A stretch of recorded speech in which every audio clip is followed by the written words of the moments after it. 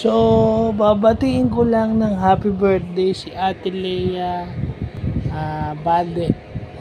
Ate Lea Manlangit Bade. So, Ate Lea, birthday mo pala ngayon.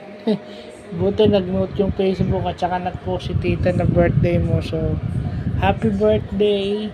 Sana manatili ang malusog at malakas. Malayo sa problema at saka sakit. Yung mga stress sana hindi ka masyadong naapektuhan ng stress kasi kasama naman sa buhay ng tao yung stress.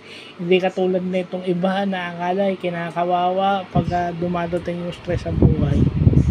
So sana po pagpalain pa kayo ng mahabang buhay at kahit anong grasya na pwedeng dumating sa inyo. So napadaan lang ko para bumati.